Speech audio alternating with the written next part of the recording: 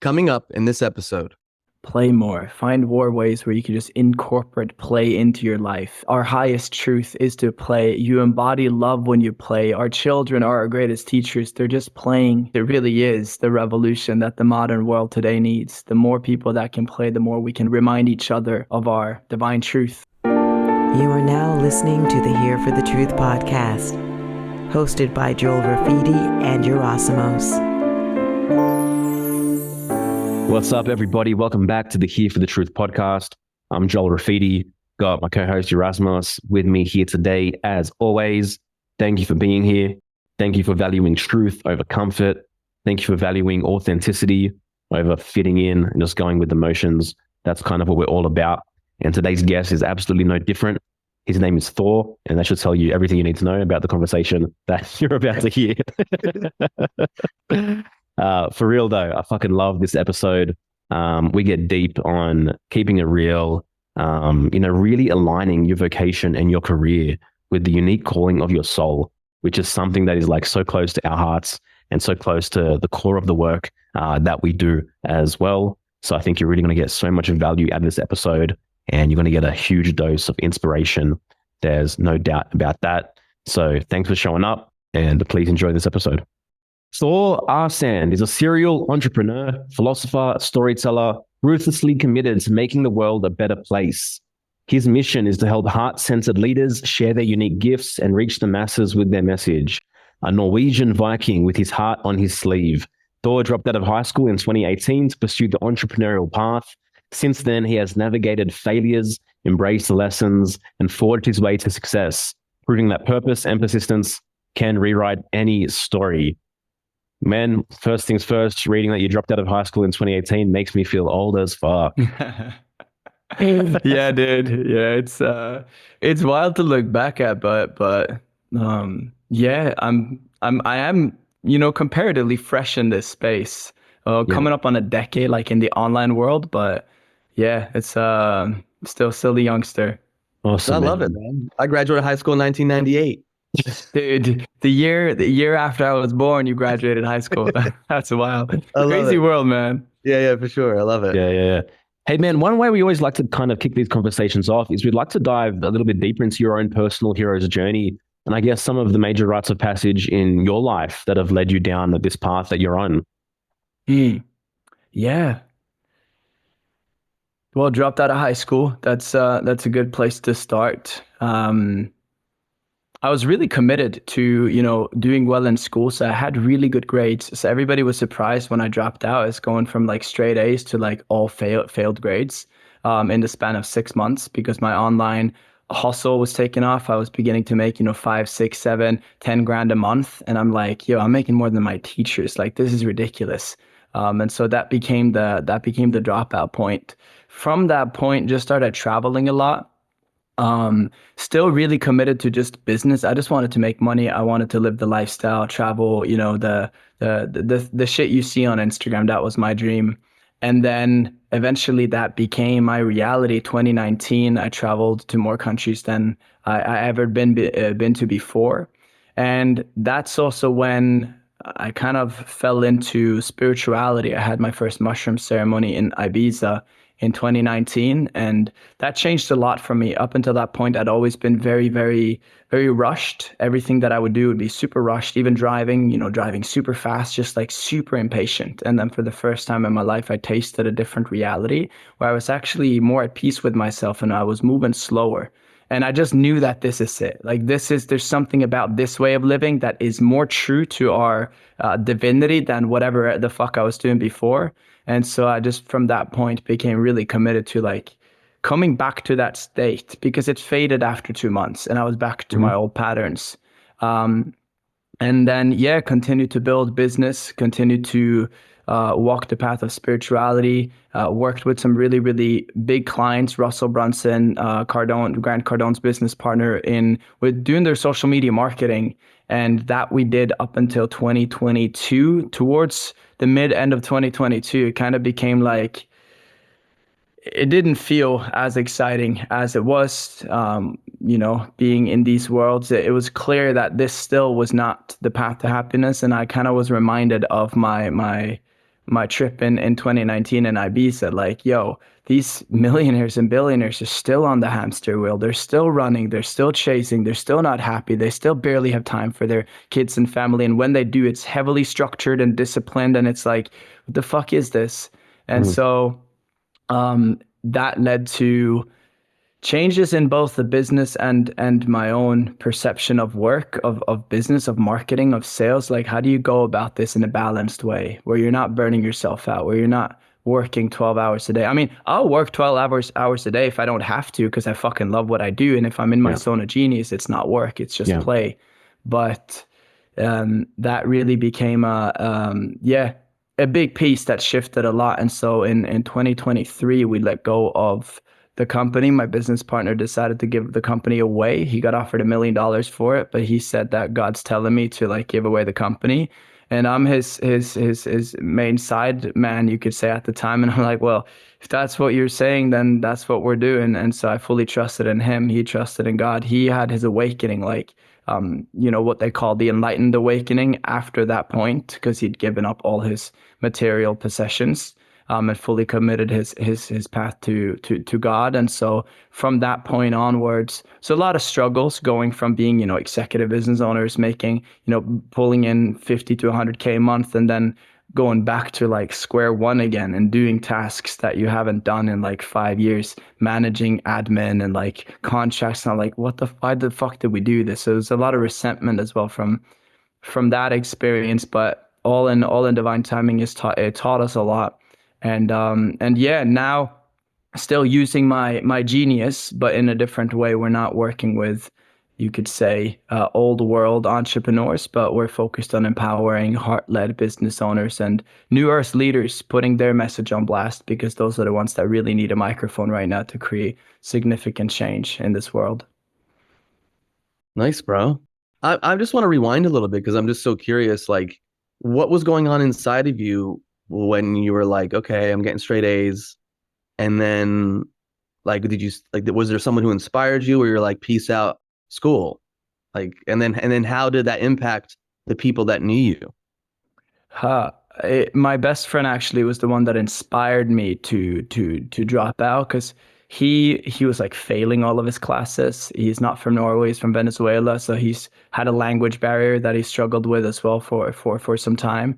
He dropped out when he was making no money before Christmas, and I was like, bro, that's balls. Like, he just knew this wasn't the path. So that inspired me to also follow suit, because I knew this was what I wanted to do, and we were best friends at the time.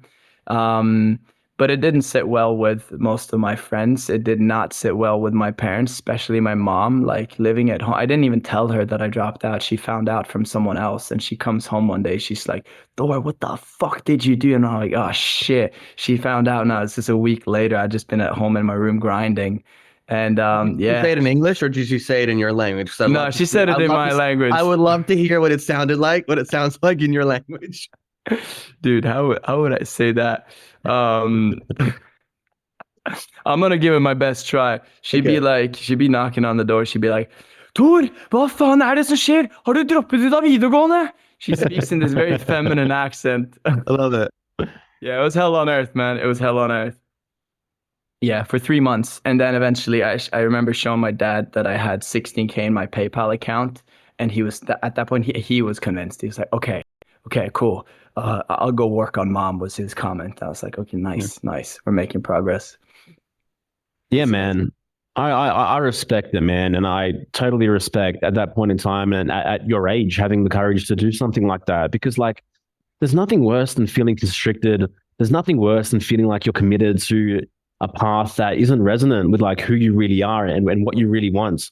And we meet these crossroads so often in our lives. And some people never muster the courage to be like, fuck no, I'm done. I'm going to be, I know I'm going to disappoint people in this process, but like, there's no other choice for me to take. It's just kind of, there's a burning call to do something else and be somewhere else. Yeah.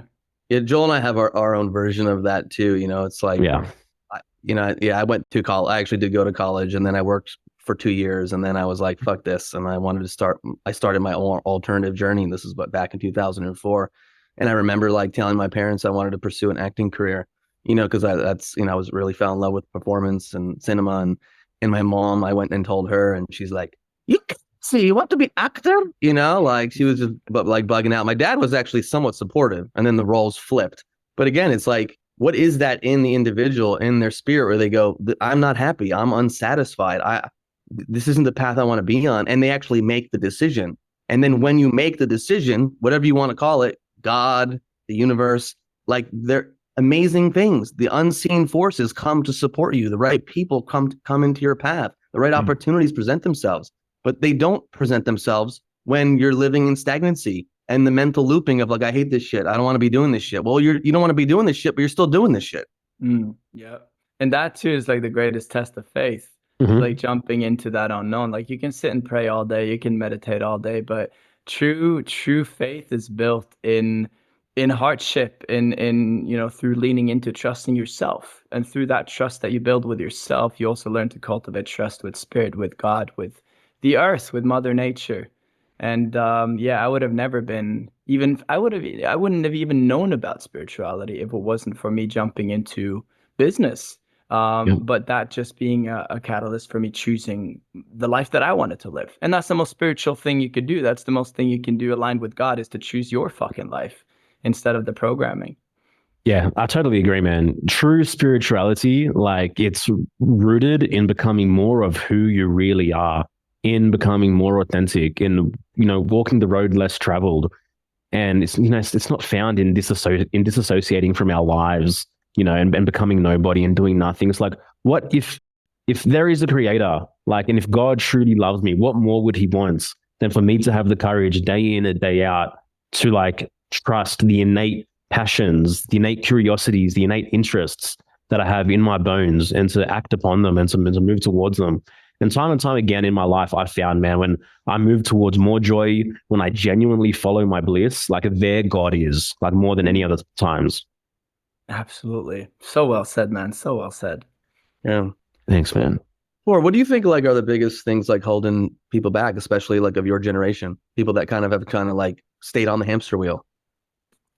Doom scrolling for sure is holding people back.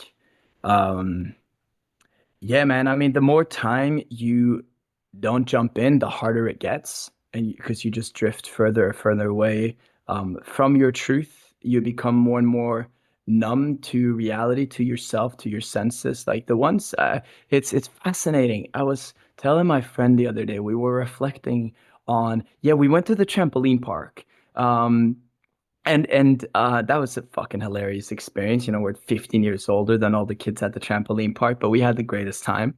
And even last week or 2 weeks ago, we went snowboarding. I snowboard, my friend ski. And we're like, the best kids in the slopes at whatever, we're doing tricks. I'm doing my back flips and front flips and whatnot. And we were like, one of my friends said, "Yo, there's no gibbers anymore. Like, where's the gibbers? There used to be gibbers. Gibber is a word. It's like somebody that's like cool and skilled at skiing or snowboarding. They're called gibbers in like surf Mhm. snowboarding language. And I was like, and I thought about it. I was like, yeah, we're the best people in this, here. And then it landed. Yeah, all the people that used to be, you could say, better than us, they've given up on their passion now. They're too old to go and snowboard. They're too old to go ski. They're too old to go to the trampoline park. It's not even in their awareness anymore that Yeah. that's an actual thing that you can do. And yeah, it's a sad thing to see. And so people, when you, yeah, the further, the longer you wait, the more you drift away from that. Yeah, slightly losing your question, but No, you kind of answered it, man, for sure. yeah, And it's like the more that you ignore the call and the more that you reject the path, the weaker your intuition becomes as well. Because you've just yes, you squash that voice, and yeah, you kind of lose self-trust. And that's a very slippery slope, because you begin to lose the thread of your real calling in life as well. And the yeah. longer you wait, the further you get away from it, like the bigger the challenge it is, and the more pain that's going to come when you decide to finally face the reality of what you've been avoiding, this whole time. I mean, that's what a midlife crisis is. I mean, it's Yeah, like Yeah. yeah, yeah. people that have been ignoring that call for a few Yeah. decades and making decisions, based on very often what society thinks, they should do, or their parents think they should do. And then they, at some point, like the unconscious can't be quiet for, can't be, the things can't be pushed under the rug for that long. And Yeah. things come up, and usually what's necessary to happen happens, but it's very, very, very painful. That's it. Yeah, what you suppress has to grow because Yep. it just piles up. It piles on top of each other. At one point, you will face it. If it's on your deathbed, it's like you're gonna have the worst death ever. But for a lot of Yeah. people, yeah, it comes like in the middle of their life, which is ridiculous. We've normalized this whole thing about midlife crisis. It's No. like, dude, that's fucked. Yeah, it's It's fucked. genuinely fucked. Yeah. And like that, the more it piles up, like it becomes like a shit heap and it begins to fucking stink. And it's always in the background of your mind that like, holy shit, there's something huge, like daunting me, standing over me that like I need to face eventually, and it's not an ideal way to live at all, man. No. Yeah. And hence why people then turn to all the Substances. distractions and the self-soothing mechanisms Yeah. to keep that voice at bay. Let me just Yeah. drink more, let me fuck more, let me smoke more weed, let me work harder and longer, let me make more and more and more and more money to see if it'll fill me up and quiet that voice, but it never does. Never does. Bro, 5 years ago, I was driving a forklift. I'd never recorded a podcast before in my life. Had never thought about, generating content on social media. I'd never thought about actually allowing the genuine interests and curiosities of my mind and of my spirit to lead as a vocation and as a career in my life, And it's wild what can happen the moment you begin steering the ship to allow your genuine interests and curiosities to have more space and to actually have the belief of why can't this be my life? Why can't this be what I do for a living? Why does there have to be such separation between who I am and what I do? Like most people, they live separate lives. They go to work and they have a completely different life to who they are within their home and who they are even by themselves. And to me, like that's not conducive to, a healthy human being. It doesn't make sense, and it's one thing too that I started noticing in these entrepreneurial spaces, even people that have, you could say, more balance because they're making more money and they're working with more fun people, but and they're more aligned with their passion. Like the average entrepreneur is a lot more aligned with their passion than the average person of course. in a job. Yeah. But still, there's so much separation even in those worlds. Like when you're in a business meeting, you have to show up in a certain way and you got to communicate in a certain way and you got to do this and you got to do that. And it's like, where the fuck is the flavor? Like, yes, we need structure. There's pain on either side of the spectrum. We need a certain bit of structure, but not to the point that it kills the play.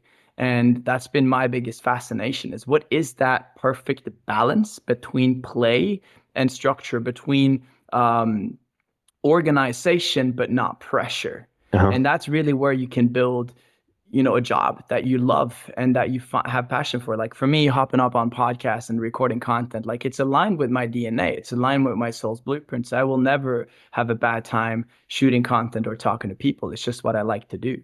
And so that really, yeah, that's the work that we all get to do. And it's jarring for a lot of people that have been so disconnected from it, because you got a lot of slack to, you could say, quote unquote, pick up. But if you want to be happy, like there's no other path for you to be happy than just to lean into your own DNA and your own soul's blueprint. It is the only path to genuine happiness. Yeah. A lot of that balance for me actually came like through having a family. Like I've got 3 kids. We're living abroad in Mexico. I fully work at home. My family is downstairs now. They're never going to go to school. They're free playing, following their curiosities as well. And like, it's amazing that I get to be this entrepreneur and build this business, this heart-led business, this inspired-led business, and be here and have the structure and realize I've got a base and have a foundation. I'm not just toing and froing, And for me, it's like everything is just synergistic, everything just makes sense and clicks together. And so like having more familial responsibility for me kind of like has brought a lot of balance to my personal life. Now a short break from the episode. What's up, everyone? Thank you so much for listening to this episode. We hope you're getting value out of it. If you want to like dive into these kinds of conversations and have this level of depth and vulnerability, this is what goes on in our membership community, Friends of the Truth. We have a private Telegram group where we can get into all different types of conversations. We have 5 calls a month, 2 community calls. We have a German New Medicine study group. We have a call that gets into divination and astrology and tarot. But the most important thing is we wanted to keep building this community. And so we ended up dropping the price from $39 a month to $17 a month. So in our minds, it is ridiculous, incredible value to connect with people all around the world, to dive into these kinds of subjects, to be open, to be vulnerable, to make new friends, to be inspired. And that's why we created Friends of the Truth. So if you want to join, or if you want to learn more, you can go to www.hereforthetruth.com/FOTT. And we'd love to see you in there. Back to the episode. I was going to ask, because you also said that 5 years ago you were in this trucking job, like, and I assume you had kids at that time too. How did you make that pivot? Yeah, I had my eldest. She was, I think, 2, and I had a newborn at that point in time. And that was during the 2020 period, and like that was like a very monumental shift for so many people. You know, things even just energetically, you know, changed around that time, and it became more obvious.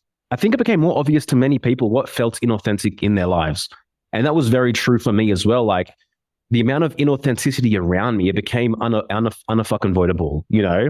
And I was like, I just kind of have to face this and have to deal with it. And so I was working in a family business. It became very obvious that, you know, there weren't many shared values. And it became really obvious to me that I was just walking a path that wasn't true to who I am. It's almost like I was living a life half lived, so to speak. And you start being real with yourself and shit changes very quickly, man. Like I was listening to a podcast on my way to work and I heard this guy in front of me, Aarsnad, speaking on one of my other favorite podcasts. And I got so much value out of it. And I was like, I'm going to hit this guy up. I'm going to send him an Instagram message. So I sent him an Instagram message. Then we started chatting, realized we were on the same page. Then we recorded episode 1 of this podcast in May 2021, nearly 4 years ago now. And we just did that every single week of our lives ever since then. And bit by bit, you know, it became obvious that this is what I want to do more than anything else. And so it became the primary driver of my life. And the things that were inauthentic eventually kind of fell away until they were obsolete and I didn't need them at all anymore. Powerful, Yeah. man. And that too is such an inspiration for your kids, like, because you're actually bringing life into your family, because you're bringing life into your own life instead of, it's the greatest gift you can give them. Absolutely, man. And you know how it is, bro. Once you get a taste, like there's no other choice. There's no fucking going back. Like no matter what it takes, like I'm willing to lift the mountain because this is just what I want more than anything else. And like that's true freedom, man. Like just to think about my kids having the opportunity to build a life based around what they're really fucking interested in, what they really care about, not having to be force fed and force conditioned these ideas and these curriculums and these syllabuses that like have nothing to do with what they really care about. And like that, I've got no doubt they're all going to be entrepreneurs in their own way and build beautiful lives based around the things that they're really, because they have the time and the freedom to play around, to tinker, to be creative, to be in their zone of genius. And the combination of that, man, it's like, that's the key to success for sure. Absolutely. Yeah, and there's something to say about you doing that and them seeing that, because you can of course. talk all you want, but if they see daddy, you know, or mommy, you know, like doing things they don't want to do, you know, frustrated, not satisfied, like that rubs off, you know? So it's like, be the example. I'm a father, maybe one day, but like, you know, I take a lot of inspiration from Joel and other people that are kind of living a more alternative life and they understand the schooling system is fucked. Yeah. Let me ask you this, man. Like you mentioned, you spent some time around people like Brunson and Cardone, massive names in the .com kind of online entrepreneurial space. It seems like they're having a lot of fun based on what's being posted, but do you feel like they're satisfied? Do you feel like they're living genuinely authentic lives and there's wholeness there or no? That is a great question. Do I feel like someone like Grant Cardone, for example, is fulfilled? I don't think so. It doesn't, just looking at how he expresses himself and how he moves, it's like the feeling that I get is like, this is off. This is off. I don't think it would take a lot for him to pivot, but he's so deep in his own shit and his own way of moving, and it's how his whole empire and business is built on that there's a lot of ego tied up in it, which is his greatest, you could say, shortcoming. But yeah, I don't think they are genuinely happy. Russell Brunson, I believe, is more happy. He's got a more balanced life, as far as my experience goes, or my how I've seen him, spent time with him in person. Mhm. Um, but even him, it's very much the programming of doing. There's always something going on. Now, you could be the most passionate person in the world with what you do, and he is really passionate. He is really passionate about advertising and sales and all of this stuff. But he's got a really, really packed schedule, and Mhm. yeah, I don't feel like there's perfect balance there. Again, I'm not gonna sit here and judge him because, dude, I'm literally here in this chair because I bought his books 8 years ago, Yeah, yeah, you yeah. know? But again, there's always improvements being made, and that's the next generation. We're here to stand on the shoulders of giants and pioneer in a new way. Yeah. And for me, I see the things that, he might not be able to see. He's got 20 years on me, also a lot of experience, but the planet is shifting. Things are changing. Society is evolving, and yeah, that's really what I'm following, and my lens of perception when it comes to, you could say, this judgment, or these thoughts. Mhm. Yeah, but again, this duality, you can honor someone, you can respect someone, you can give them credit for inspiring you. And at the same time, you're free to point out maybe some things that feel off or aren't right, And Mm, I mean, we're allowed to do that. yeah. It's like that's one of the I think the I don't want to say the shadow side, but the shortcomings of even the spiritual world. It's like we can't we can't tap into this part of us. Like we have to just be all positive all the time. Like fuck that. It's all spiritual. All aspects of us, like being human, being here, laughing, crying, getting angry. All this stuff is rich human experience. So it's like we just throw certain things in the corner and go, well, that's spiritual now. And yes, Mm. and now, oh, how dare you say those words or behave in that way? That's very non-spiritual. Like, fuck off. Yeah, Like dude. me saying fuck off. Like, well, I'm not spiritual. No, you're awesome. I thought you were a spiritual person, and you just on a podcast. I heard you say fuck off, and I'm never watching your podcast again. And actually, I'm unfollowing you on Instagram. It's retarded, man. It's retarded, and there's so much stigma around this. Like, oh, you got to express yourself in a certain way. That to me is one of my biggest fascinations. Is the dance between those extremes of like being, because my heart's fucking wide open. I give a Hmm? shit. I really care, and I will absolutely slap up a person if that person needs slapping. Some people just need to be slapped up to awaken, and some other people, they need a hug. And Yeah, so it's all for us to discern the difference. And Yeah. we also have different parts of ourselves. There's a killer inside all men, and yeah, there's a slut, there's a whore inside all women. And if you are only rejecting that part of yourself, you're only going to live from a fragment. You're only going to be a part of yourself. To become complete, to be full, you have to integrate all of those parts. And that's uncomfortable. That's dark. You have to venture deep, deep, deep into those corners of your psyche that you've been programmed to reject your whole life. But Yeah. that's where true liberation is. And that's where radical self acceptance comes in. You're accepting and embodying all of you. And it's like Jordan Peterson said, become a monster and then learn how to master that monster. yeah. You're speaking our language. Although I draw the line at retarded, bro. That's it. We have to end this podcast. Fuck. Damn. Yeah, but that's what makes life juicy, man. I mean, that I'm in the same boat. This is another reason why I got drawn to even performance and acting in the first place. Like, I love the exploration of the human spirit and the human psyche, and to be able to tap in these different parts of me in service of telling stories. But then it's like that ended up supporting me in life. Just having this dance between opposites, and obviously a more conscious, rational, grounded person knows how to respond appropriately to the situation. You could be in touch with your killer, and then someone cuts you off and then you go kill them. That's probably not Yeah. the appropriate response, and using that. So it's like we're playing this instrument that is us. And do Mm, we play the right strings for the right moment, or like an orchestra within us? And so are the right instruments playing at the right time? In order to get the things that we truly want, at the deepest level. But mm, I think that's part of the journey we're on, is like, how do we embrace more of who we are and then have the consciousness to know how to choose to be in certain moments.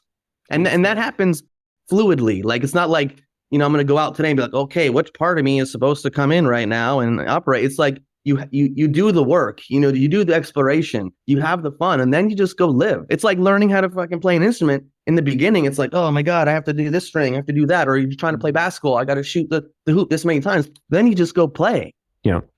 And then you trust that like you're going to do the things and say the things as best you can, depending on what the situation calls for. And of course, it's not going to be perfect. And there's more learning that comes from that.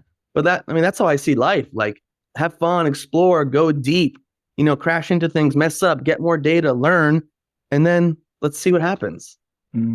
That's it, man. And that's where spirit comes in. It's like life is just a big freestyle. It's just a big freestyle. And to have the most fun and also to perform at the highest level, let go of the mind and just trust in spirit. That's how you have a good flow in a podcast. Like if you're in your mind, okay, should I talk now? Okay, Joel kind of wants to maybe talk. Oh, should I be like, you're going to just fucking create a clusterfuck because you're too much in the mind. When you just breathe into it and let spirit come through, it has this way of just finding a beautifully balanced natural flow. Yeah, I hear you there, man.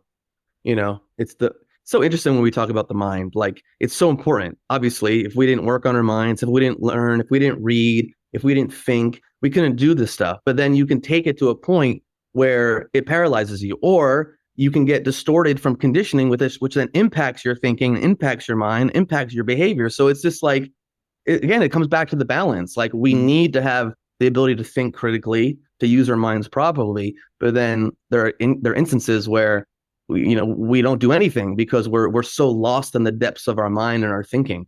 Yeah, and then like it raises the question, like, what is the mind? Like, is the mind localized between my ears, or is the mind something broader within my field that's receiving and is outputting all the time? It's like I don't when I think about my own personal consciousness and the way that I interface with reality, I don't think it's happening like just here. No, it's happening on a much broader spectrum.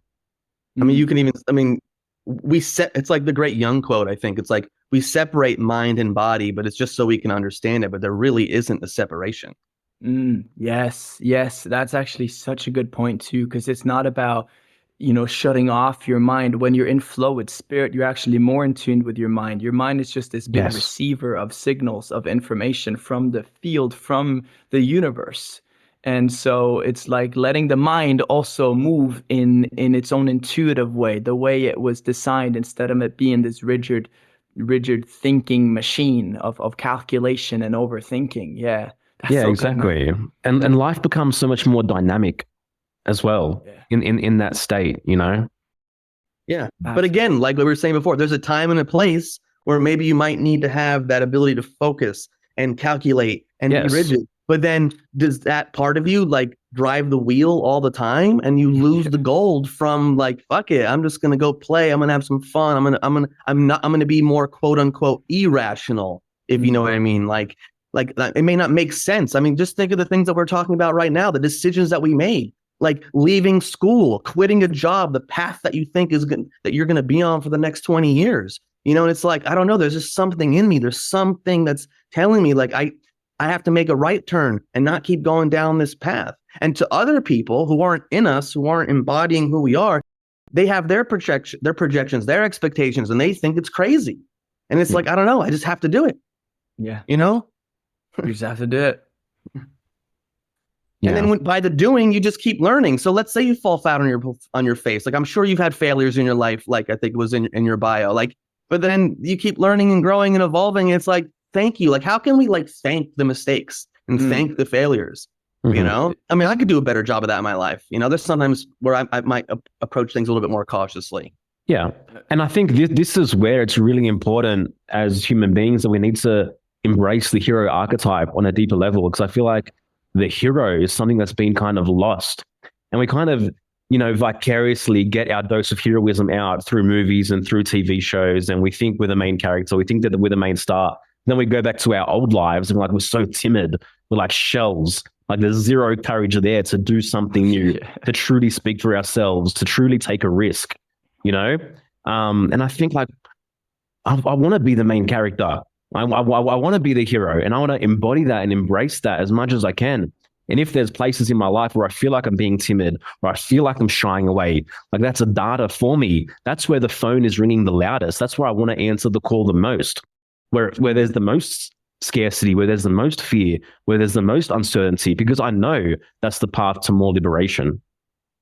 Absolutely. Yeah. Absolutely. It's interesting too what you're both speaking to here is the way of flowing through life, the way of having a fun, playful, you could say smooth life in a way where you're not Mm. constantly fucking shocked by these inconveniences that happen. Yeah. And it made me think of freestyle rapping. 5, 6 years ago, I got into freestyle rapping. And it's super chunky and fucking, you fucking nervous, you're around the boys, maybe you're smoking some weed, you're high, it's like you're freaking out. And the greatest approach to freestyling is obviously letting go of the mind. But if you don't know the word that rhymes and you're in the middle of a sentence, just say some random fucking shit and keep the flow going. That's the whole secret. Just keep the flow going, and eventually in time, it's gonna catch on. You're building that momentum. If half of what you're saying is words that aren't even words, but it rhymes, good. That's how you learn freestyling. And again, that's also how you learn to live life. If you just continue to fucking smack your head into the wall, but you just keep on going and moving, and then because otherwise it's so easy to get stuck in the head and overthinking, and now you got analysis paralysis, and now you're not doing anything. Yeah. Oh yeah, man. We binge Harry Mack videos all day over here. Oh, dude, fucking yeah. I watched probably every single video on his channel, all the Amigo bars. It's so good. No, I've watched every single one of his videos. He just keeps getting better, man. He just keeps getting better. He is so good. It is fucking unfathomable. It is so wild. I've shown him to everybody. Oh, same here, man. I've introduced him to so many people because it's just like, this is it, man. I love people's zone of genius. And this is part of the work we do beyond the podcast and our coaching stuff, like become who you were fucking born to be. You know what I mean? And it's like, I see Harry Mack and I'm like, oh my goodness, dude, this is someone who has put the time, the energy, the effort to become masterful. And I love that, man. Like, I'm not like, whatever, like, fuck him, like, cause I'm grateful for what I'm doing and who I am. And I want other people to be grateful and lit up. And he's so, I actually reached out to his team to get him on the podcast. I got one exchange back and then forwarded to another person. And then they were like the typical, like, yeah, we'll reach out if we're interested. I don't know. Our podcast might be a little bit too alternative, but I have so much respect for him, and he brings so much joy into people's lives. Yeah. And I love listening to him. And the other thing I really appreciate about him, like, he has the consciousness and awareness. Like, I was watching one of his live things with the people that show up in the streets. And like someone gave him a word like weed or marijuana, and there was a kid there. He's like, no, I'm not gonna use that word. And there's just something about that, like there's a wholesome quality to Harry Mack that I really appreciate, especially since we grew up with like fucking gangster rap, like talking about bitches and hoes and $1 million, $1 million and shit like that. It's so good, man. And I get lit up. Dude. I mean, the same. You mentioned freestyle. I was like, oh shit, Harry Mack. I don't know who Harry Mack is. Yeah. Oh yeah. I'm watching a 7-minute freestyle, smiling ear to ear the whole time. Like, it's just incredible to fucking witness. Totally. Yeah. And it's cool to see people's responses. And sometimes I go, are you serious? That's your response to what? Yeah. Right same, man. Same. I'm like, bro, come on. Give the man some props. Like people just sitting there like, people are just sitting there like, okay, I guess this is a thing someone does. Yeah. Yeah, but that's because they don't know how to respond. They're not in touch with the part of themselves that can be open, and then that can be expressive, and that can show genuine like excitement, like, Yeah. And for a lot of people too, like, forget just Harry Mack, like if they're not content with who they are, or they're dealing with some deep shit, they can't genuinely be happy for someone. Like, man, this is so amazing. This person's doing his thing. Like, and instead of using it as inspiration to go, man, what is my thing? Like, how can I find that thing that I can put time and energy into? And like you said before, it just feels like play. I'm doing it 10 hours a day and it feels like play. But instead of doing that, it's like, no, I can't sit with that, the feeling, or even the pain of a life unlived. You're not able to sit with it. And so you just go right into like judgment, attack, dismissal, and ridicule, And so it's like, allow the discomfort and the pain of witnessing someone in their genius highlight back to you, man, what do I need to do next to get closer to that? It's not about becoming Harry Mack or whatever. It's like, what is my thing that I can do in the world? Whether it's like, you know what, I just want to garden all day, or I want to create crafts and sell them on Etsy, or, I want to start a business, or whatever. What is that thing that you want to wake up to every morning and be excited about and do that thing. Yeah. It's so good.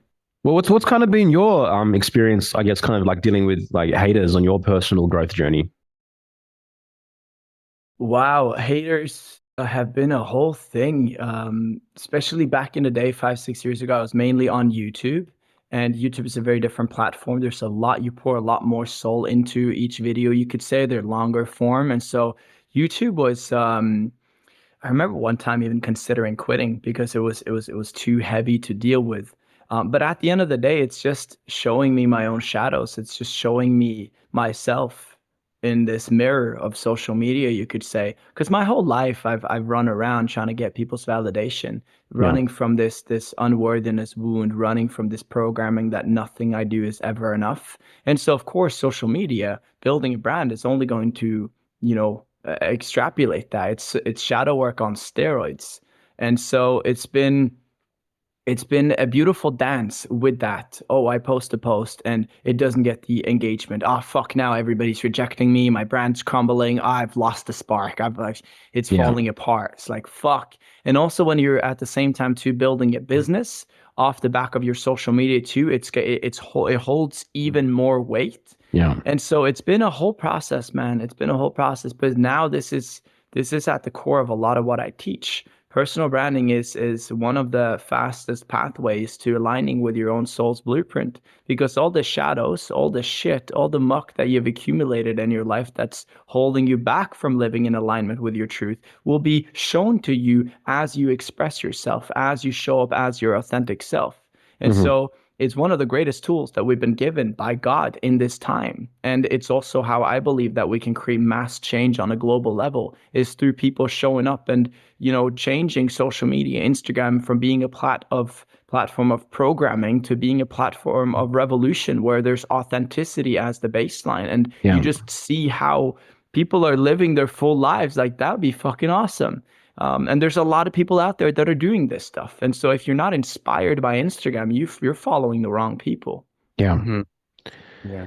It is an incredible vehicle for personal development, is to like be brave up and show up in full authenticity on social media and actually commit to try build something and to use it as a vessel for genuine creativity and inspiration, and you're right, man, so much comes up in that process and on that journey, so much vulnerability. And like you mentioned, like some posts, they don't get the likes, the dealing with the rejection, feeling like you've lost the spark.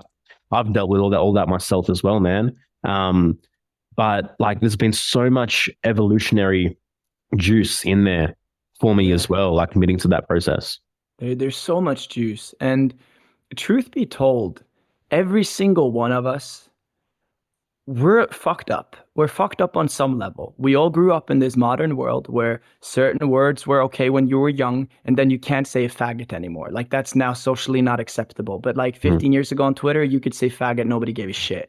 Mhm. 10 years ago, PewDiePie made a video on YouTube where he paid some Indian kid to hold up a sign, and on the sign he had painted "Death to all Jews." That was a joke PewDiePie made. He had like 20 million subscribers, and that he got some, shit for it. But back then it was a joke, and it was kind of just funny. It was just what it is. And now today, cancel culture has poisoned society on such a deep level that people are terrified to be themselves because their true selves right now, with their ego's complexities, is a little bit fucked up. Like, Yeah. I like to call shit gay because some things are just gay. Now, I got gay friends. It doesn't mean I hate gay people, but some things are just fucking gay. And if we can't say that, it's like, what the fuck are we doing? We all have these distortions. And the only way to support somebody through their distortions is to love them. That's one thing that Norway got really right with the prison system is actually provide a proper prison where prisoners can heal instead of just being fucking rejected further by the system, creating more pain and suffering, making them want to rebel again when they leave prison.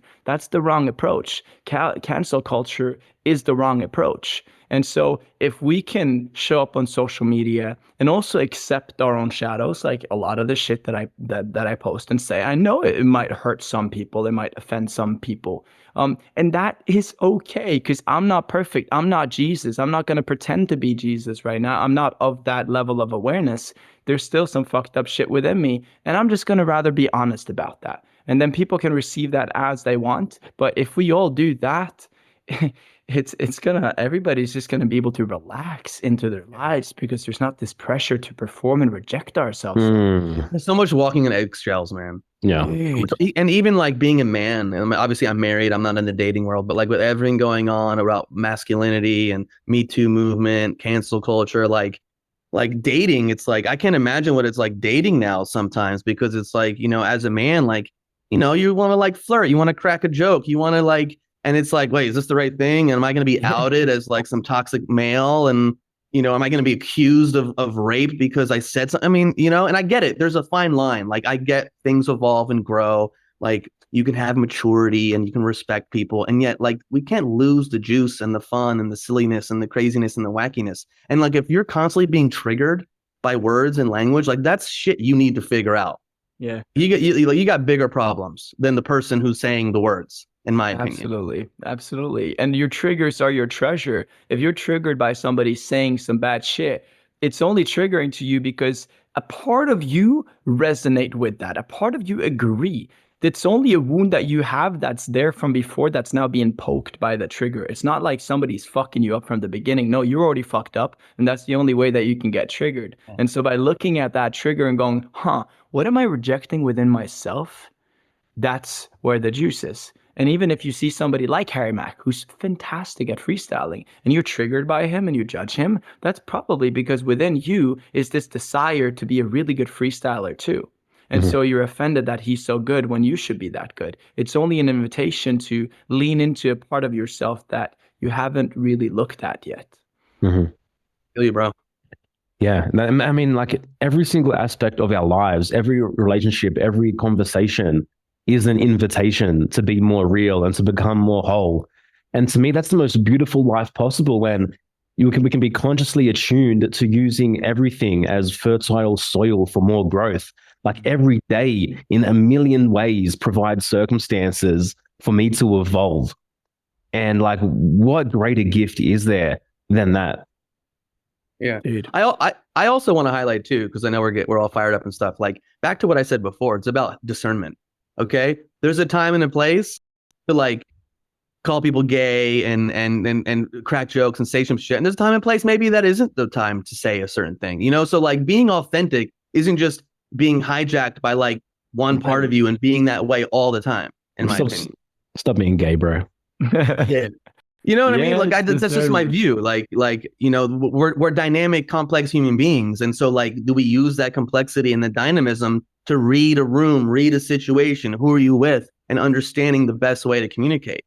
Like, there's things that I say with some of my close homies, like, I'm not going to say that in every single environment that I'm in.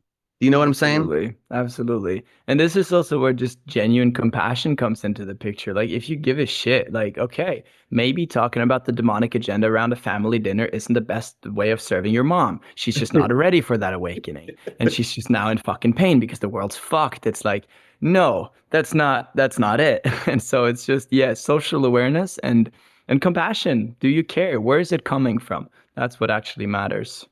I agree.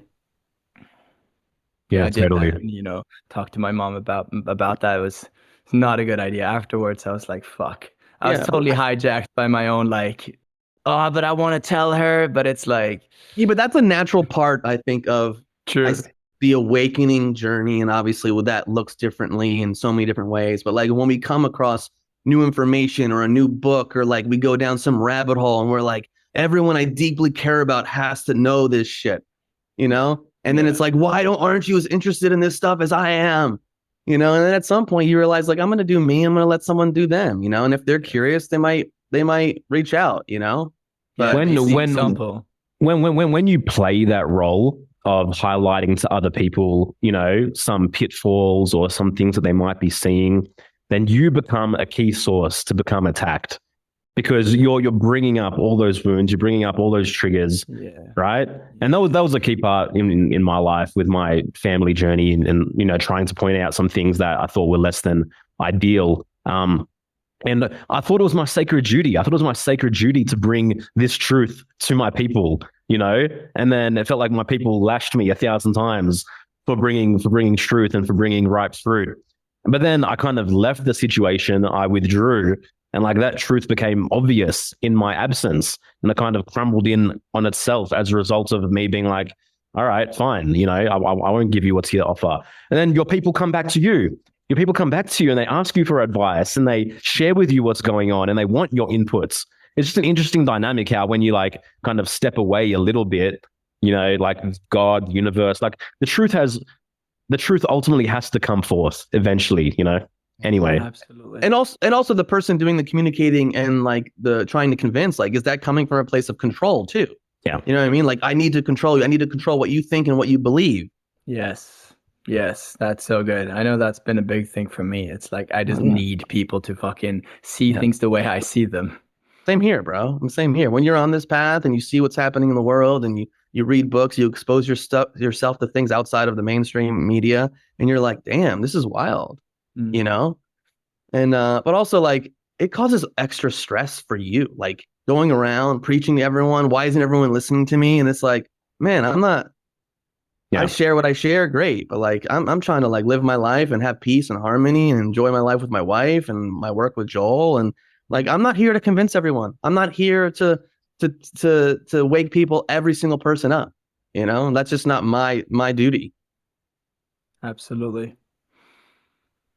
Yeah. Hey man, talk to us a little bit more about your kind of, I guess, your initial 2019 experience with your mushroom journey and kind of what that was like for you, and I guess what kind of role you feel that played in, a greater awakening process for yourself. Good question. It was a beautiful setting in the north of the island of Ibiza. There's a whole facilitated space. I don't recommend anyone just gumming down a bunch of mushrooms and then running off into the forest. You're opening the door. You're opening the door to other realms. And if you're not being conscious of how you do these things, you could have a lot of dark entities and energies easily latch onto you by not being protective and conscious of how you do it. So that's the first thing that I will say. But yeah, we were in a very protected, proper space. It was a ceremonial thing. There was 14 people, 3 facilitators. My experience it was pretty gnarly. I remember seeing just a lot of weird visions, but the thing that just kept stuck in my consciousness, and as I was there, was like this: just I got to get closer to nature. I got to get closer to nature. I got to get closer to nature. So I actually ended up like we were laying on these mattresses. I ended up like going off that mattress and just laying on the brick floor outside. It was just closer to nature. I was still not on Earth, but just closer. And so I actually ended up like passed out on the brick floor for like 2 hours, and I just felt like I was the brick floor. And when I came home, that was my mantra. That became my affirmation. Like I just gotta get closer to nature. I gotta be more around nature. I started buying more plants in my room. I would be more committed to bringing the boys hiking every summer. It was fall when I came home, just spending more time outside.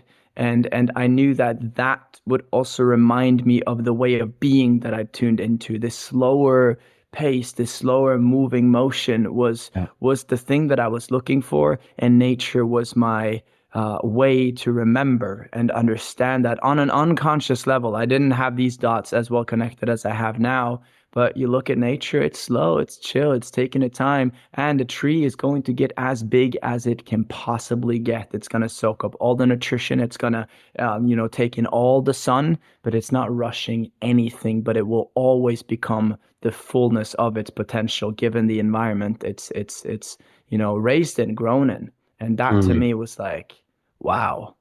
Yeah. Yeah, I feel you there, man. I love that, and I resonated with it so much. It's like your highest potential doesn't require you to be rushed.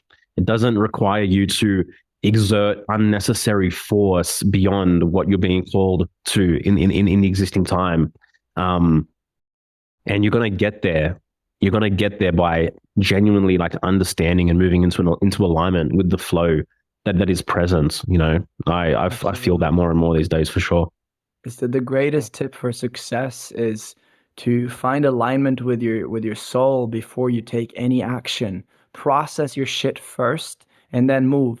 throughout the day, there's so much stuff coming up in ourselves, and we're working and working and working. It's so easy to use work as a way of bypassing the feelings of lack, of unworthiness. So we tick more boxes because we're overriding that feeling of I'm not enough. But Hmm. before you do anything, actually sit with that and process that. That might take you 30 minutes, that might take you 2 hours, but that is going to propel you so much further than just Yeah. operating off of doing all the time. Process your shit and then move into action. And that action will be so aligned and it will propel you exactly where you're meant to be. Yeah. Um, Yeah, and some people can get trapped in like not acting and just thinking there's more to process, there's more inner work to be done, and like they never actually act, so nothing new actually comes up to be processed. There's also in that process of taking a new action, like more stuff is going to be mobilized for you to kind of deal with as well, you know. So it's that delicate balance. It is a delicate balance, absolutely. It is a really, really delicate balance, and Mm. it's for us to find that balance, that dance within ourselves. Yeah. Hey, Thor, I want to get into a subject that I think is important for men. Obviously, you talked earlier about like doing things to receive validation and things like that. You're a handsome guy. I'm curious for you to talk about like your relationship to women and, some of the programming that we get as men growing up or exposure to pornography and like what has been your journey like when it comes to, navigating that aspect of your life?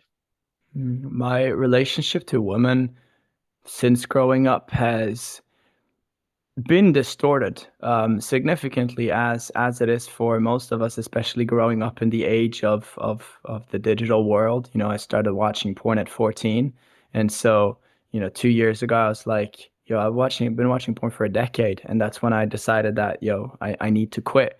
And still to this day, there's this still fucking urge to like, oh shit, but I wanna.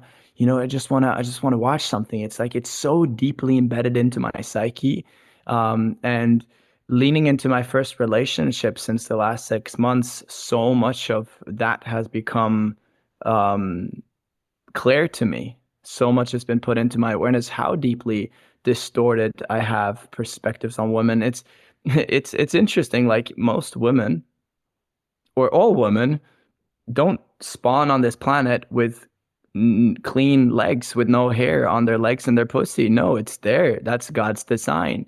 And we're so disgusted by, women having hair. Like it is disgusting to me, a woman having hairy armpits. That's how I was programmed. That's how I was conditioned. But that's not actually the divine truth. And so it's all of these things have been arising in my awareness, and it's been very clear how deeply fucked up my psyche has gotten through this modern world.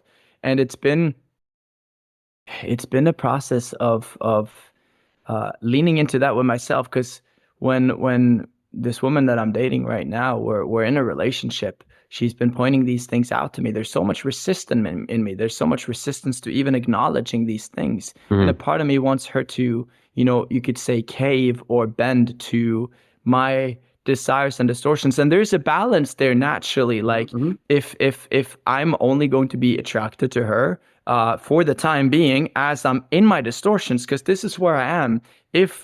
If her shaving her legs is gonna sort of give me some runway to build some momentum until I can, accept unshaved legs, like there's a balance there, and that's something that's important for a lot of women to understand too. Like if you run around and you don't shave anything, like you're gonna have a harder time attracting your soulmate, the man that wants you, because he's dealing with his own distortions.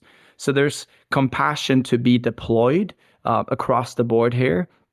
And it is fascinating how much of my power is gridlocked in my sexual energy center. And for all men, our creative life force is that sexual energy. I mean, we're putting babies into women. It's the code of creation that is within your sacral energy center, within your sperm.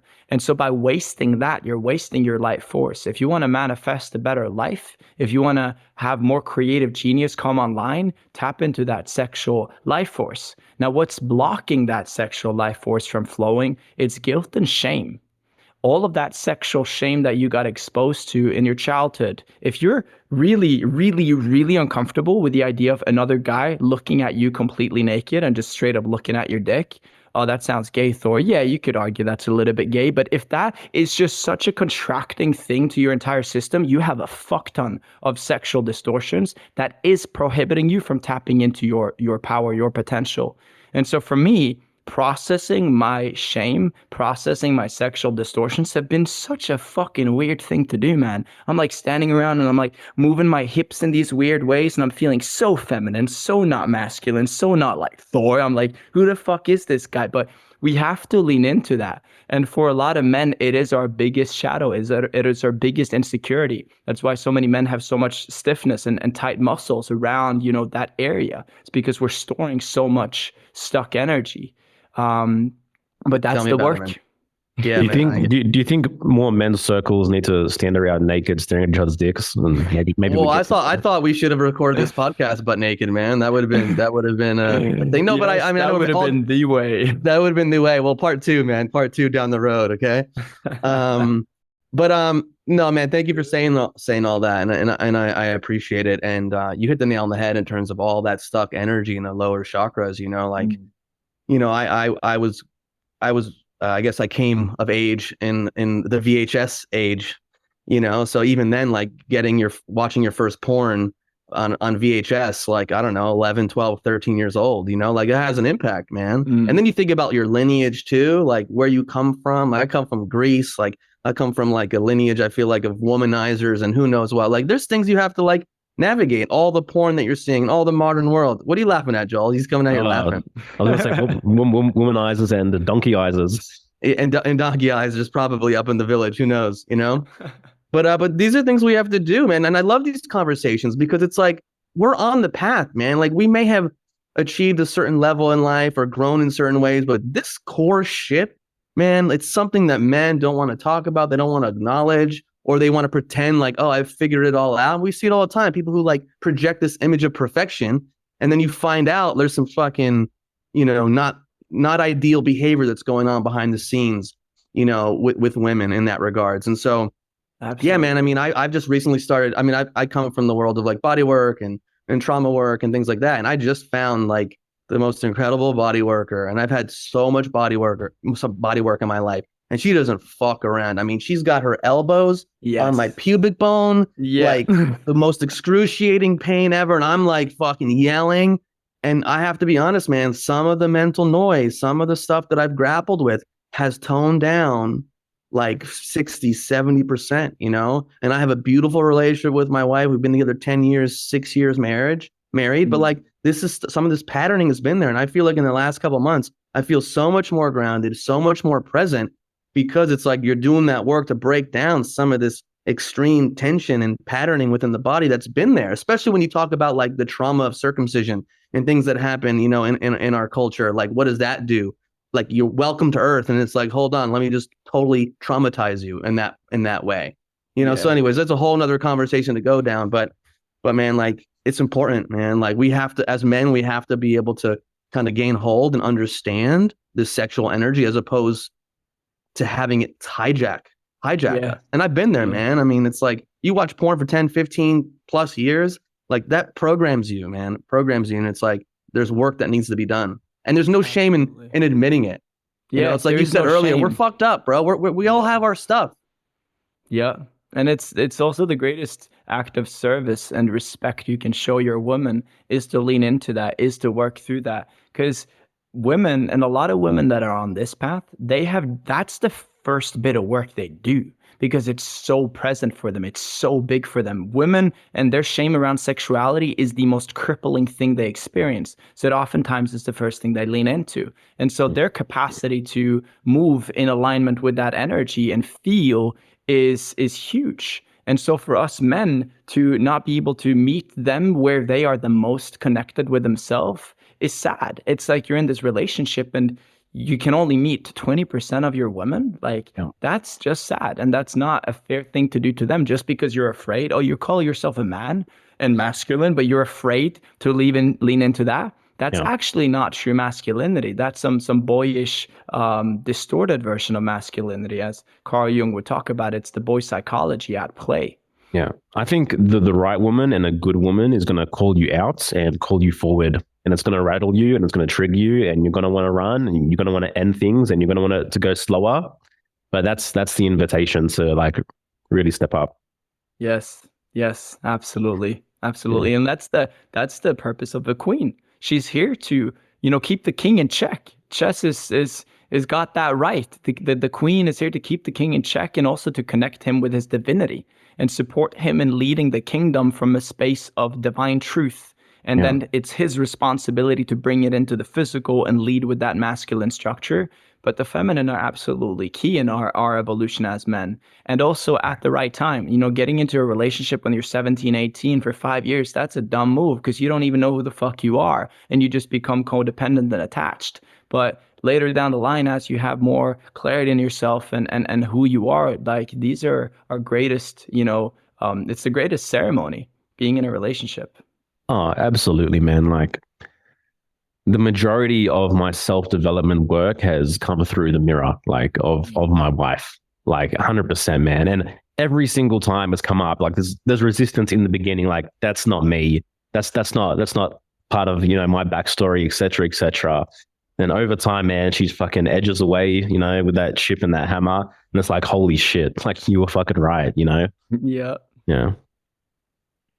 Thor, what's the ultimate vision for you? Like in terms of what you want to do, what you want your life to look like. Wow, good question. The ultimate vision.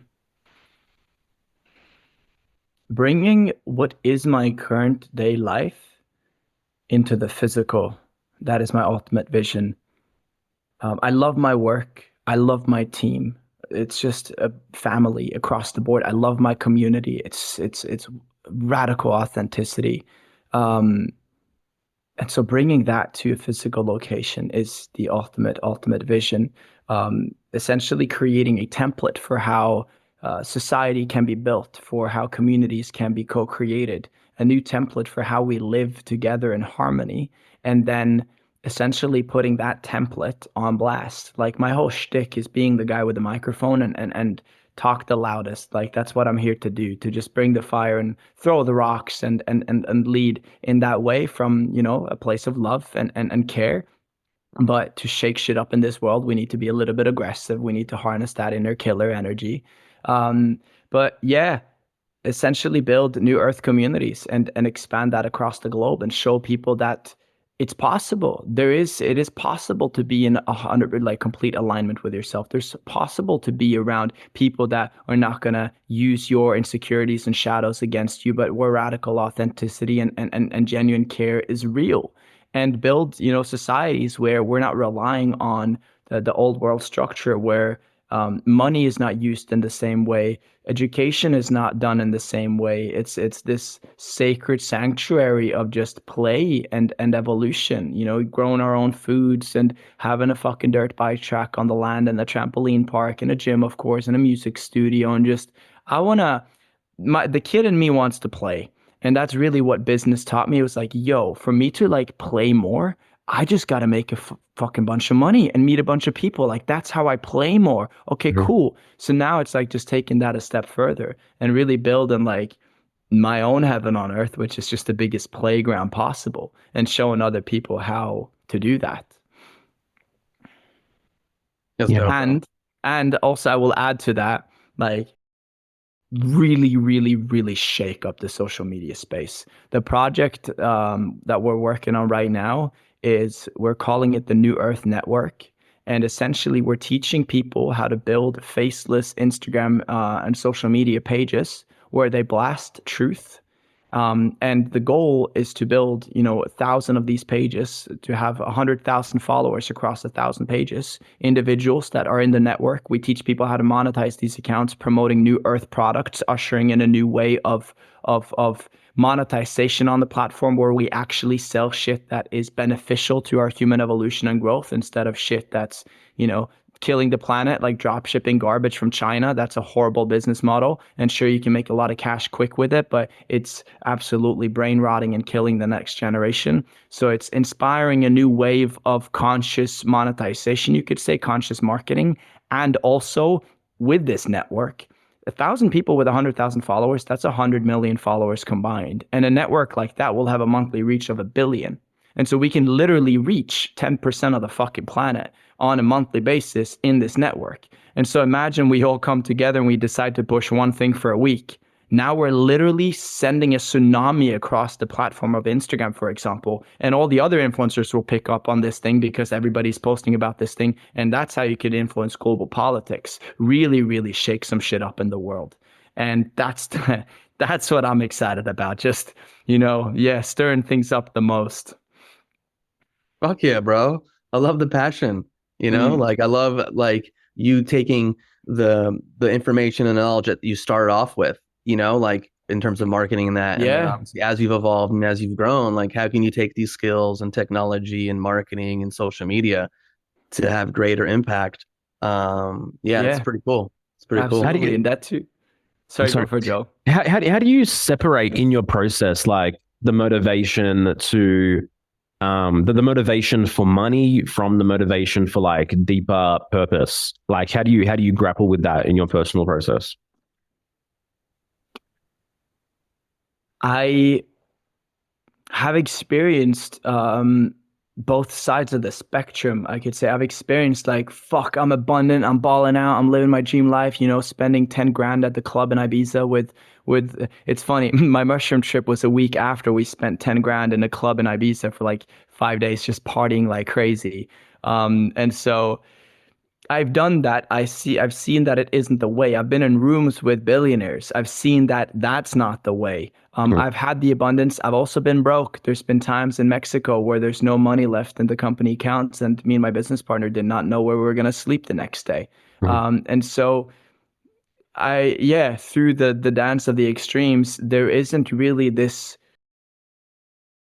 struggle for balance anymore. I just see it for what it is. Money is just a tool for expansion. It's just an energy. Before money was a thing in physical currency, it was still here, but we were just engaging with that frequency, that energy of exchange in other ways. And that's really what Yeah. it's all about. It's like nature. It's just flowing and moving and expanding always. It's infinitely abundant. And so I don't believe that I believe that me just leaning into my divine nature will give me all the abundance that I'm meant to have. And that is enough for me because I know that living aligned with my soul's blueprint will be the happiest life that I can have. So the money I have in my bank account will not matter at that point. If I'm meant to travel the world and do big fucking shit, I will have the money that I need to do that. And I know that for a fact because God did not make any mistakes in the way that He programmed me, how He programmed you, how He programmed all of us. It's trust. It's really what it is.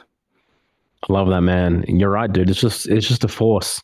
It's just a force, and it's just flowing like the waves, man, in and out. And the more that we constrict around it, the more that we hold on tight, the more that we think it's going to run out or it's not going to come back. Like the more that's going to be the case. Yeah. Yeah, but the more that I've found that I can lean into the flow and be just as conscious in releasing money as I am in receiving money, then that just kind of compounds. Absolutely. And it's so fascinating because my whole life, and you guys will resonate with this too as entrepreneurs, it's very much programmed in the entrepreneur's psyche to like control shit and like take ownership and like I am the movement maker. I am the sole pillar for success being created. And oftentimes if you're building a team, like now you're the CEO, but you're also the daddy, the babysitter. You got to finger up everybody's ass and people need to do things the way that you think that role should be done. And now you're stifling their energetic flow, their movement, and you're also wasting your own fucking time and energy. And for me, I've realized that the biggest thing holding us back in the company for our next expansion is for me to let go and let my team in their zones of genius just do what the fuck they're here to do. They're not going to do it the way I would do it. And that is the whole point. And that's been such a point of like, I would do it better than this. And it's just coming back to trust. I can't be micromanaging 50 people. Like that's ridiculous. It's impossible. And so clearly that's a path of unhappiness. Clearly I'm not supposed to be happy. Like that doesn't make sense. We're here to be happy. We're here to play and have fun. And so, okay, then actually the next play then is to let go of control. And that has been my biggest struggle, my biggest struggle. But it's also, oh man, it's been so beautiful. Like even today, and like the last week. But today I've spent the whole day spent the whole day 5 hours trying to get a new computer set up with my monitor set up here. I was going to buy a Mac, but Mac doesn't allow you to work with certain monitor screens, so I had to switch again. But I haven't done anything except check a few messages from the team and whatnot. And the ball is rolling, deals are happening, and I'm like, wow, it can really be that peaceful and blissful. Energetic, the energy is real. If I'm constantly thinking about what my team members need to do, they're energetically being impacted by Thor thinking about them, and they're not able to fully lean in and flow and trust their own genius because fuck, Thor's overwatching. Thor's like, you watching me behind the scenes. And so yeah, this is where the whole dance of energetics and doing the spiritual work is also helping the business grow. And that's the work that I'm here to do. And it's challenging, but it's really, really, really fucking rewarding. Yeah. Thor's your real name, right? Yeah. Like It's that quite, holds it's that really holds a normal. power. That holds a power, and like you kind of have to like be badass. Like if you're Thor and you're not a badass, like something went off somewhere, Yeah. Well, I mean, there's Yeah. definitely energetics to one's name as well. There is. Yeah, there is. Yeah, that's a whole other thing. Energetics to every single word. Yeah. There's a lot of power. I'm actually curious your thoughts on that because you got kids. Did you take that into consideration when naming your kids? My kids name themselves, man. Oh, Like fascinating. genuinely, like in that process of just being open to receiving what the name is, Yeah, like it becomes very yeah. obvious what their names are, and I can clearly say for Oh, yeah. I love that. That is so good. That's yeah, so good. I feel I know very definitively that they named themselves. Like by the time they were born, it became obvious that there was no other name except Mm. for this name. Yeah, Yeah, yeah. Their spirit has put it into the field, and you pick up on those signals, and there it is. yeah. That's our job as parents, I think, for sure. Mm, mm. My So, my so my third child had a very unique experience. Like, she started visiting my wife as a spirit, saying, I want to come. Are you guys ready? As a third child, and she showed my wife colors. She showed my wife certain clues about her name. She even moved us to where we are now. Like, Wow. yeah, we moved where we are now because she wanted to be born in this certain place. We feel very, very clear about that. Dude, I And got like, full body chills, man. That yeah, is, man. oh, And she's so stoked. She's so happy. She got everything she wanted. She got the birth she wanted, completely free birth here in Mexico. No doula, no midwife, just her sisters and me. And it's been nothing but bliss, man, when you tap into that and you trust that and you let that lead the way. mm, that is so profound, man. Yeah. Kudos to you, bro. That is so beautiful. Thank you, bro. Thank you, man. Yeah. Yeah. Like it's trust, man. That's just so pivotal. Trust in God, trust in spirit, trust that by me genuinely honoring my real desires, my real passions, my real innate, like where my intuition is leading me, that I'm not going to be led astray. Mm, And the yes. work is to move through the scarcity, move through the fear, move through the uncertainty that comes up when you decide to trust and to commit to that path. But it's always more beautiful than you can ever possibly imagine. Absolutely. As you look at nature itself, like you got no Yeah. broke ants, no broke bees, no broke rabbits, no broke deer. They're all abundant and they're trusting and living life moment to moment. Yeah. Something there. Yeah. Absolutely, man. What a trip this fucking human experience is. Hey, Dude. like I always come back to it where it's like, what the fuck are we even doing? Like, what is this experience we're having now? Like as animated life force in this earthly realm, in its flesh, interacting with each other. It's like the primordial question of why and who the fuck am I is like, it just evokes so much reverence for the mystery, And it's so important to stay in touch with that, I think. yeah. Absolutely. And even like if we were born 50 years ago, we probably wouldn't know each other. We probably wouldn't have met. Like this is where Yeah. like technology comes into play, and it's like, yeah, sure, there's elements about technology to be concerned about, and yet I fucking love it, man. I've been able to connect with the most amazing, beautiful people all around the world, because of this, because of modernization to some degree. So it's like you don't want to throw the baby out with the bathwater either. Yeah. It's the balance, it's the dance again. Like there's clearly a more difficult dance to dance in this time that we're living in. I mean, we're living in the time of Ragnarok, of fucking rapture, of the end of the world Yeah. as we know it. It's happening, and like wake up, look at what's going on outside yourself, how people are living, certain places in the world, like shit's going down. Yeah. And also being alive at this time is like you said, it's such a fucking trip, man. And we chose to be here. We chose to play in this time, and it is the greatest blessing. They say there's some spiritual channeled works that talk about how being on planet Earth in this time is the greatest cosmic flex ever. Yeah. And I could see that. I could see it go. Let's go. Let's fucking Bro. go. Yes, sir. Yes, sir. Bro, my body felt the truth of that as you said it. You know, there's just this fucking goosebumps, this resonance, and like I feel that. I feel that completely, man. I feel like all the dopest people are fucking here right now, Yeah. doing the work that's meant to be done. You know, holding that space. Absolutely. Absolutely. Yeah. Man, I mean, just what an honor to share this conversation and to know that there's people like you out there holding it down, doing your thing, living on purpose, inspiring others. It's been an honor, man. Thank you. Thank you for having me. Thank you for leaning in and coordinating with Jamie as well to make this happen. It was such a easeful experience. I saw that you guys interviewed Aarsand as well and Aaron Abkey, some of my favorite people out there. Yeah, And they're homies, bro. yeah. It's so beautiful, like bringing the world, connecting the world together. And for me too, just hopping on here, it's like, dude, what else would I be doing in this Wednesday evening? Like, I'd rather just talk to dope people about dope shit that I'm passionate about. Like, this is life now. And Yeah. yeah, it gets to be this fun. It truly, truly does. Yeah, man, that's the cool thing about, having a platform or a podcast. It's like, let's just say like we were in your hometown and we were like, oh, let's just go out and have like a cup of tea or get a good meal, like we're just doing that now. And then this conversation can go out to thousands of people and impact people. So like I love it, man. I'm super grateful. And also it's another lesson in terms of a lot of people are hesitant just to reach out to people. Yeah.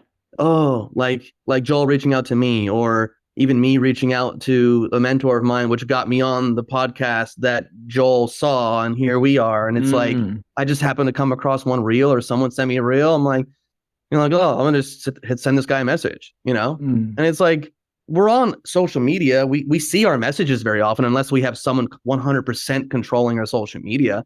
And it's like, cool, like. Do these people resonate with me? Do they not? Like, let's have a chat.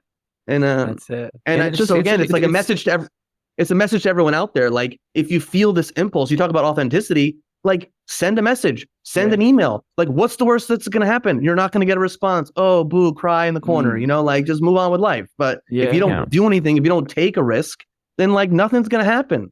Yep. Yeah. And it's all just intuition led as well. Like, you feel that call to send the message, send the message. That person's going to see the message. And it's an intuitive thing. It's like, okay, yeah, I feel like I do want to respond to that. I feel like I do want to jump on that podcast. And I think it's just such a beautiful way to kind of, lead our lives when we genuinely have that self-trust in that guide, in that compass, in that inner authority to be like, let's go. This is the path.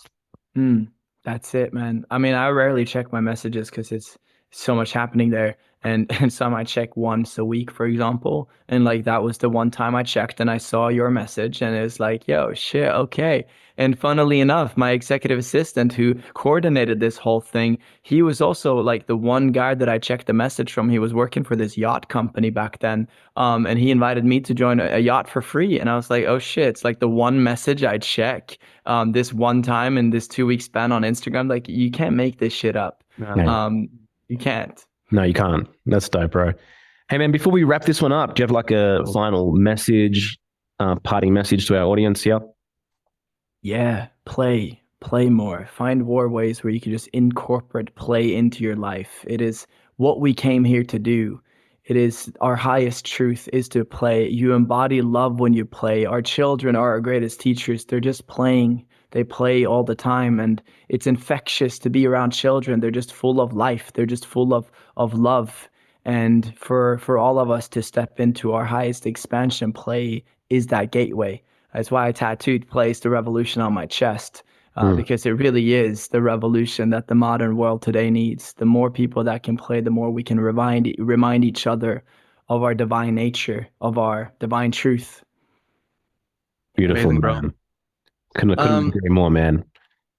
Yeah. yeah, I mean, just how can our audience like get to know you more, find out what you're offering, support you? Thank you for asking.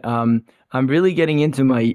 I've got like 300 subs. I've got 300K on Instagram, so you can find me on Instagram at Life by Thor. But I'm more excited in this moment about my YouTube channel. I'm just starting a YouTube channel fresh. It's got like 300 subscribers, so it's gonna post more long form content there. So if you want to check out more of me, check out my YouTube channel. It's Life by Thor. Amazing, man. Dude, thanks for being you. Thanks for being here. Everyone else, thank you for listening. Take care. And that wraps up today's journey. But hey, the truth train doesn't stop here. Every Friday, we drop little nuggets of wisdom straight to your inbox. We're talking mind-expanding ideas, heart-opening perspectives, and the kind of content that hopefully makes you go, whoa, I never thought of it that way. Our Friday drops like having coffee with that friend who always blows your mind. Except this friend shows up right on schedule and never asks to borrow money.